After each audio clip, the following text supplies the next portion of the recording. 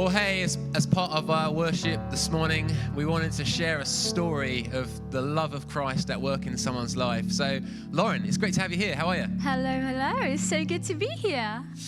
Lauren, it's good to have you. You've been in Emmanuel and in Brighton for a few years now, but tell us what your life was like before you came to know Jesus. Yeah, so I'm going to put a bit of a damper on the morning, guys. Sorry about that. So growing up, going to school and that, I got a bit bullied by the boys in my school, like the cool boys. They would pretend that they fancied me, ask me out on dates, and then I would look around the corner and see them giggling with their pals. So growing up throughout my teenage years, I just got this strong sense that the idea of someone loving me was a joke. It was laughable. So I brought all of these feelings up, pals getting into relationships and all of this, and I was just single. And it all culminated at university. I had several eating disorders. I had anxiety, depression, suicidal ideation, all of this stuff because I was just longing for this acceptance and this love that I just couldn't find. Oh, my. Tell me, what... it is a dampener, but it's your story, and it's good to be honest, and we all have a story. So tell me, what happened next? So next, I heard the gospel for the first time. The truth of Jesus just spoke to my heart. It spoke to everything I'd been longing for, everything I'd been striving for. I realized the truth of the gospel is that I don't have to change myself. I don't need to strive to be loved. So C.S. Lewis says that Jesus would have died if I was the only person in the world. He would have died if you're the only person in the world. If you guys watching were the only person in the world, Jesus still would have died. And that kind of love was everything that I had needed to hear.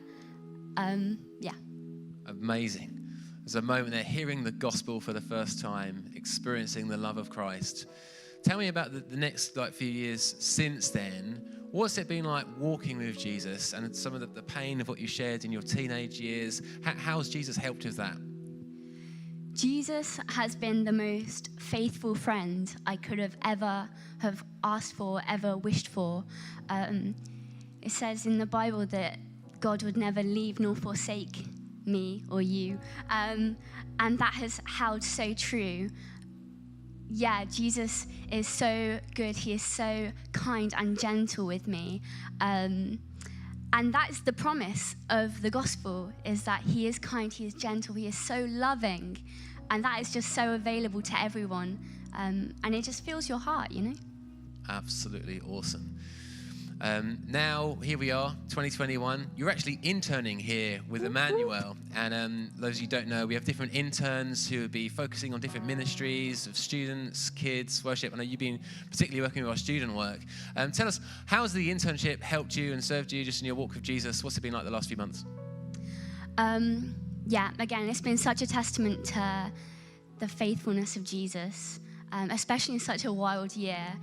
Nothing has been like it's planned. For me, I'm sure with everyone else as well. This year has been turned completely upside down, but Jesus has been so faithful. I think it's so true as well. It's when you give something to Jesus, he blesses you tenfold. And I've really seen that throughout this year. Just giving this year to Jesus, submitting it to him, and serving him through it. He has blessed me time and time again. And if there was somebody watching in today, they're pondering about interning even, thinking, should I do this? Have a year of serving, growing theologically, these things? What would you say to them? I would say, if you want to experience the blessings of Jesus and the life that he calls us to, then do it. Fantastic. Lauren, this is such a precious and beautiful story that you shared, and just honesty, the feelings of rejection, but experiencing the love of Christ. Thank you so much for sharing that. Should we just thank Lauren, everybody in the room here?